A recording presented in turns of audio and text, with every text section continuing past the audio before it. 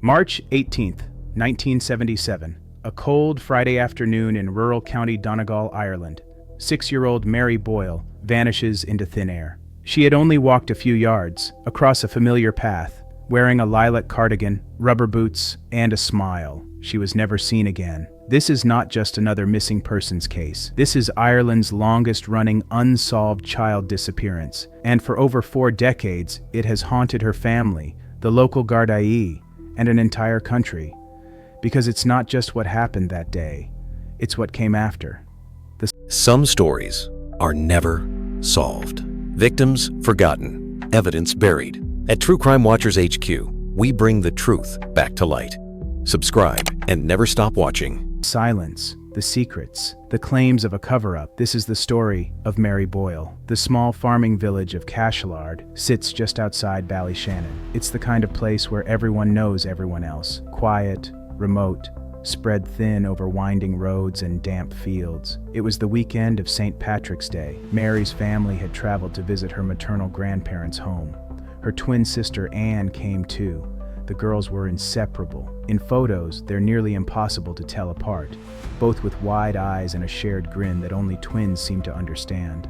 Mary was the quieter one, thoughtful, sensitive. That afternoon, around 3:30 p.m., Mary followed her uncle, Jerry Gallagher, across a field behind the farmhouse. He says he told her to turn back, that the ground ahead was too muddy. He watched her walk back up the slight slope. And that was the last confirmed sighting of Mary Boyle. When Jerry returned to the house without her, the family became concerned, but not yet frantic. They began to search. First the house, then the field, then the roads nearby. Within the hour, concern turned to dread. Local Gardaí were alerted by 6 p.m. Word spread fast. By nightfall, dozens of neighbors and volunteers had joined the search. They called out her name through the cold air. They brought in sniffer dogs. Helicopters scanned the boglands. The area was dredged. Nearby wells emptied. Outbuildings opened and searched. Nothing. No body, no footprints. Not even the crisp packet Mary was carrying. In Ireland, bogland has a strange reputation. It can preserve bodies for centuries or consume them whole. And that became the first working theory, that Mary had wandered into the bog and disappeared under its soft surface. But the search teams were thorough. Veteran Gardaí would later insist, if she was there, we would have found her. Her twin sister Anne always doubted the bog theory. She remembered the field. She remembered the walk. And she remembered Mary. She wouldn't go alone. She was afraid of the dark. She wouldn't just wander off. Over the coming days, the search expanded. Media outlets picked up the story. Politicians made statements. The community rallied. But behind the scenes, something felt wrong. Detectives had no firm suspects. Leads evaporated. The case felt frozen. Years later, a former Garda officer would reveal that investigators had tried to question a specific man, a known local figure, and were told not to. By whom? A politician. One phone call, one instruction. Leave him alone. And the investigation stalled. Mary's case remains open, in name only. No one has ever been arrested. No one has ever been formally named a suspect. And no trace of her has ever been found. But her twin sister Anne refuses to stay silent. She believes the truth was buried, not in the bog, but under power and fear. By the 3rd day of Mary's disappearance, the atmosphere in Cashellard had changed. What started as a rescue mission now felt like a manhunt, but no one would say it out loud. The Gardaí issued updates, but nothing new. They still believed Mary had wandered into the bog, but the locals weren't convinced anymore. Some whispered about things they'd seen or heard. A car that shouldn't have been there. A man who was acting strange. A knock at a neighbor's door that afternoon. Too close to the time Mary vanished. But no one went public. Not yet. Within the Gardaí ranks, it was an open secret. There was a man they wanted to question. He was known to the family, had access to the land, and had a disturbing past, though it wasn't widely known at the time. His name was never made public by investigators, but Mary's twin sister, Anne, has said it repeatedly in interviews. She believes this man took Mary, and she believes he was protected. Years later, retired Detective Sergeant Aidan Murray came forward. He claimed that when Gardaí tried to formally question that man, a phone call came in. It was from a local politician, and it wasn't a suggestion. "Don't go near him," the voice on the other end said. "Leave him be." Murray was stunned. He told his superior, but the order stood. The man was never interviewed. Not then, not now. And so, a suspect was ignored, and a child remained missing. As the years passed, the Boyle family fractured. Grief became silence. Silence became distance. Anne, Mary's twin, refused to accept the bog theory. She believed her sister had been abducted and possibly murdered. Her mother, Anne Boyle, agreed. She begged for the truth to come out, but some in the family stayed quiet. Others refused interviews. Whether out of fear, denial, or protection, they shut down. In later interviews, Anne said, "There are people in my own family who know what happened, and they've chosen not to speak." It wasn't just a case, it was a wound, and no one was willing to reopen it. The suspected interference didn't stop at that one phone call. In 2016, investigative journalist Gemma O'Doherty published reports suggesting that the case had been repeatedly obstructed by individuals in power. She quoted Gardaí, who said they had been discouraged from pursuing certain leads. Witnesses came forward saying they were never interviewed, and at least one person claimed they had reported suspicious behavior and were ignored. The Gardaí denied these claims, but they never explained them either. One Irish MP brought the case before Dáil Éireann, Ireland's parliament, asking for an inquiry into the handling of Mary's disappearance. But the request was denied. To this day, no independent investigation has ever been held. Mary's mother, Anne Boyle, spent the rest of her life searching. She wrote letters, held interviews, lit candles. She stood on the edge of that same field, year after year, waiting for some trace, some clue. She once said, "I just want her back, dead or alive. I want to know where she is." But she died in 2021, still carrying that burden, still waiting for an answer. Her twin sister, Anne, is still fighting. She has faced threats, online abuse, even resistance from her own community, but she refuses to be silenced. "I won't stop until Mary has justice." For some, speaking about Mary's disappearance is dangerous. Reputations are at stake. Names are whispered but never printed. The cost of truth is high. And in small towns like Cashilard, where power and influence run deep, that cost has kept mouths shut for decades. But Anne continues. She speaks to the press, joins podcasts, pushes for justice, and every time she does, she says her sister's name again. Mary, not just a face in a photo, not just a girl in a story, but a real child, taken and never found. The years after Mary's disappearance were marked by silence. No public appeals, no new statements, no arrests. Only one thing remained constant: Mary's absence. The village moved on. Children grew up. The fields changed with the seasons. But one thing never changed: no one ever found her. In the decades that followed, the press moved on too. There were occasional anniversary pieces, a photo, a quote, a fresh call for information. But no pressure, no urgency. The story faded.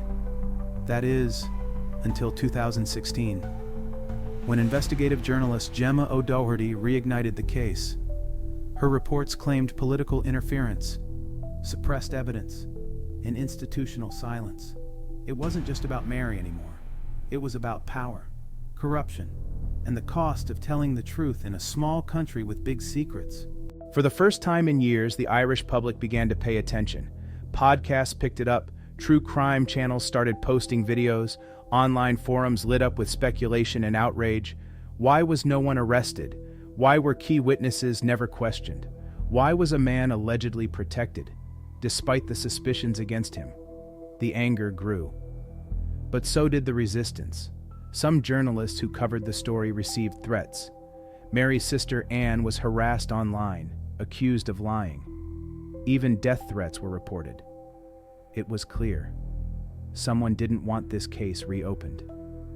Despite it all, Anne never stopped. She continued to name the man she believes is responsible. She continued to demand justice. My mother went to her grave not knowing what happened. I will not do the same. She carries Mary's photo with her, speaks her name in every interview, pushes for an inquest, pushes for truth. In 2018, she even brought the case to the United Nations Committee on Enforced Disappearances. She argued that Ireland had failed to properly investigate her sister's disappearance, and the UN listened. It wasn't justice, but it was something, recognition, a reminder that the world was still watching.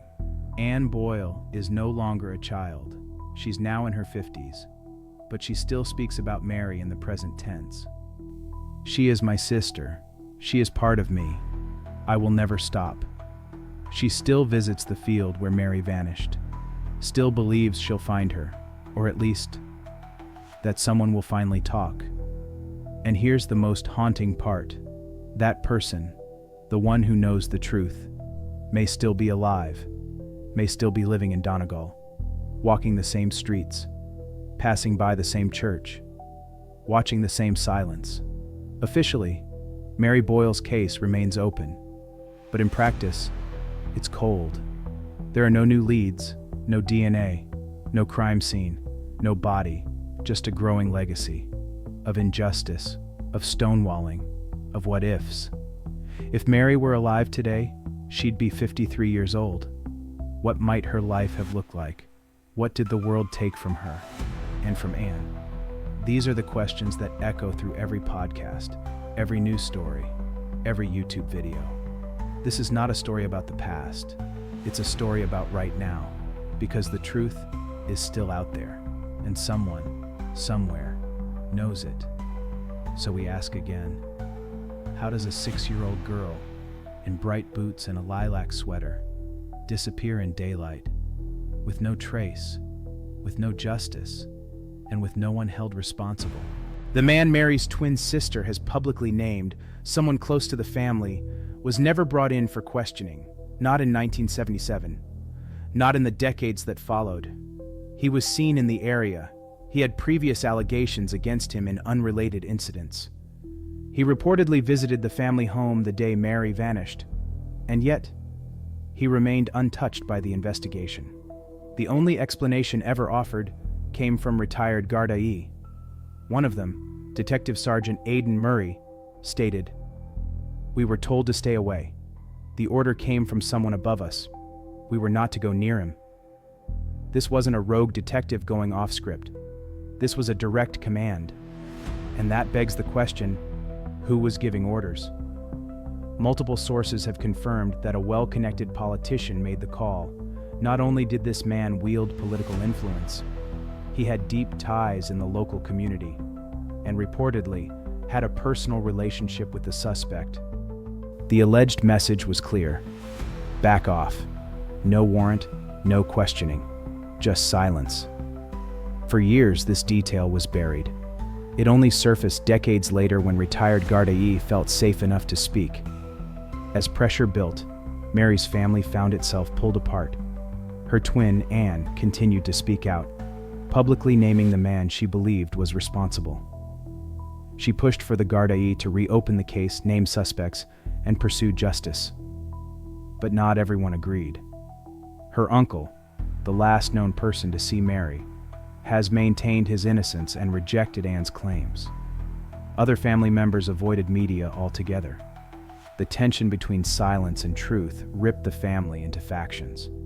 Anne said in an interview, "They've had every opportunity to come forward, but they haven't. And that says everything." And when her own siblings distanced themselves, the divide grew deeper. Even her advocacy began to cost her. She received threats, lost relationships, and yet kept going.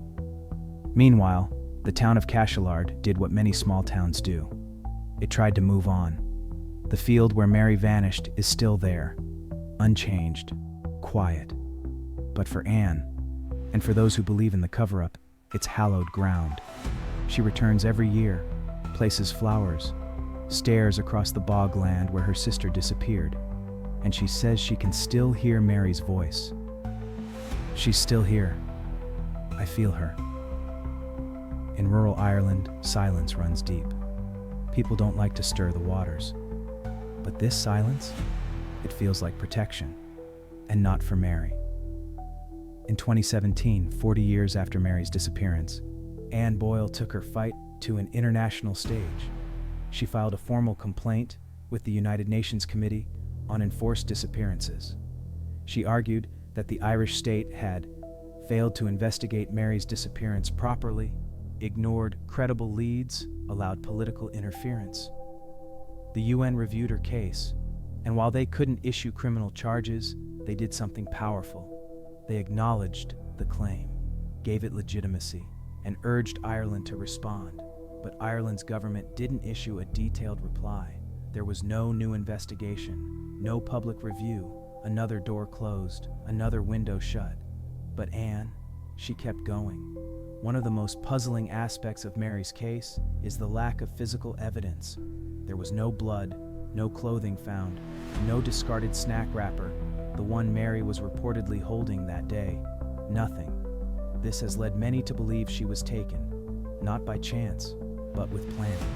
That someone with knowledge of the land and the family and the timing removed her, quickly, quietly, and without leaving a trace. That kind of disappearance isn't random, it's calculated. By the late 2010s, Mary Boyle's case had resurfaced across social media and true crime podcasts. But what made the difference this time was Anne Boyle's refusal to stay silent. She didn't just speak out. She named names. She called out Gardaí, and she demanded justice. And for the first time, people outside Donegal were listening. Anne launched an online campaign in Mary's name. She gave interviews. She spoke at vigils. She collaborated with journalists and researchers. And she began a petition calling for an inquest into her sister's disappearance. Thousands signed. It wasn't just about Mary anymore. It was about Ireland's culture of silence. We don't speak. We don't accuse. We just bury it, Anne said in a radio interview. But I'm done with that. Mary deserves better. New attention brought new inconsistencies to light, especially surrounding Mary's uncle, Jerry Gallagher. He was the last person known to see her alive. His story had remained mostly consistent for decades, that he told Mary to turn back because of muddy ground, that she obeyed, and that was the last he saw her. But in 2016, discrepancies emerged. A documentary revealed an alternate timeline, suggesting Jerry may have waited longer to report Mary missing than previously stated. It wasn't enough to prove anything, but it raised more questions. Why didn't the timeline match the family's recollections? Why wasn't his story double-checked with physical evidence? When asked again in 2021, Jerry stood by his version, but the cracks were showing. Digging into the case files, journalists noticed something alarming. Key police records were missing, not misfiled, not redacted, just gone. Original witness statements, search grid maps, call logs from the day of Mary's disappearance vanished, and no formal explanation was ever given. One Garda source speaking anonymously said, "I don't know if they were lost or buried. Either way, they're gone." For Mary's advocates, this was confirmation. The case hadn't just gone cold. It had been buried. In 2018, several TDs, members of Ireland's parliament, raised Mary Boyle's case in the Dáil. One member stood up and said, "A cover-up occurred, and everyone in this chamber knows it."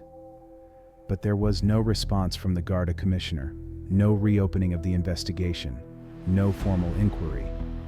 The official line held steady. There is no evidence of wrongdoing in the original case. The word stung, because no evidence doesn't mean no truth. With YouTube channels, podcasts, and documentary platforms turning their focus to Mary's story, a new generation began asking questions. Young people, born decades after she vanished, were digging up old news clippings, combing through FOI documents, and organizing discussion forums. What made this resurgence different? They weren't afraid to name power. They asked, why was the suspect protected? Why weren't police allowed to follow up? Why hasn't Ireland called a formal inquest?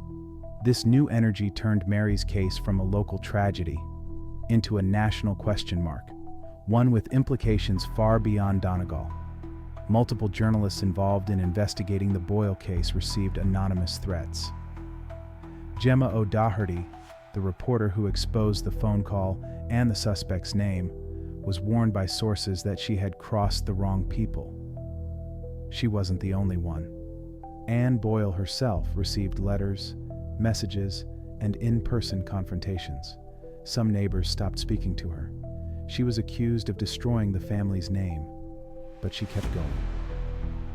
I'd rather be hated for seeking truth than loved for staying quiet. There are questions that still haven't been answered. Why did the Gardaí stop questioning a key person of interest? Why were statements and records lost? Why hasn't any government official apologized or reopened the case? And perhaps most hauntingly, what happened in the 20 minutes between Mary walking away and the family raising the alarm? Those missing minutes are the black hole around which this case still orbits. For most missing person cases, the goal is closure.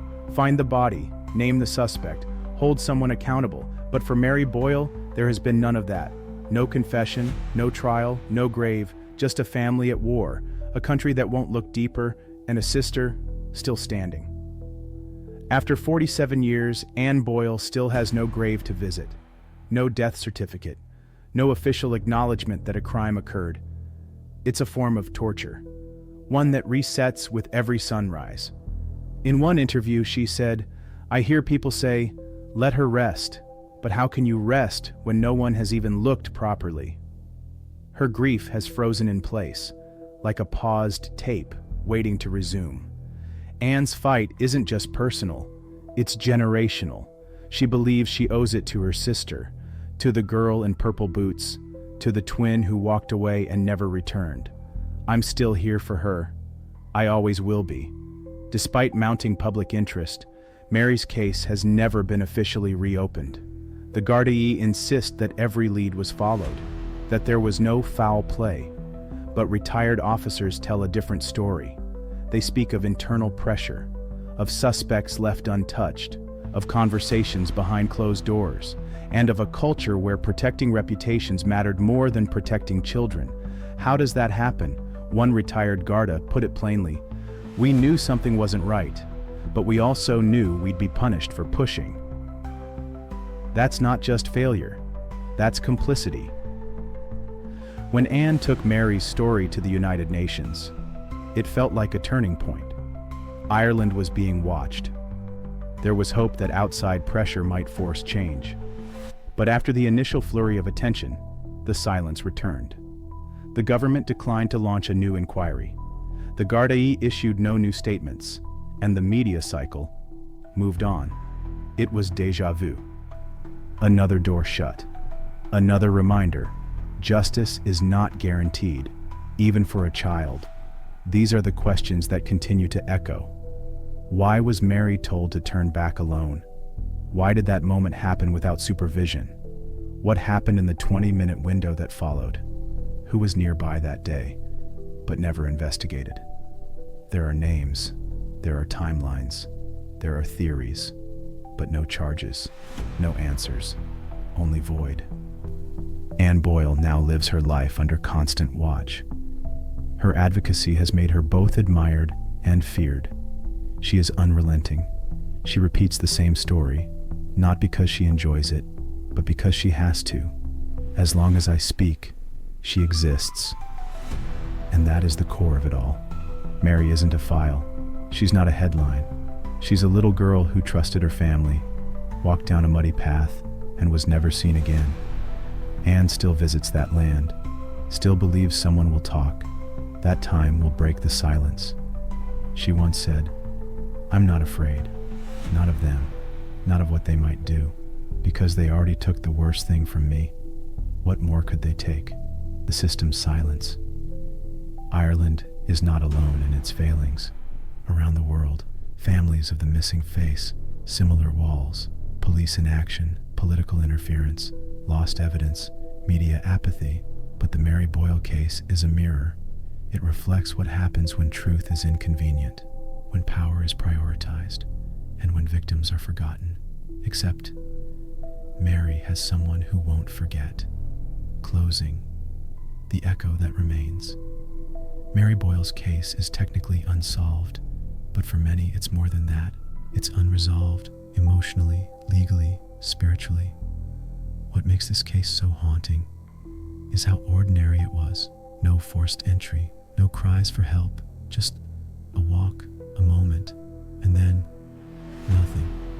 If you stand in that field today, you'll see open sky, soft hills, a narrow path, and silence. But beneath it all, there's a story buried in the ground, waiting, breathing, remembering.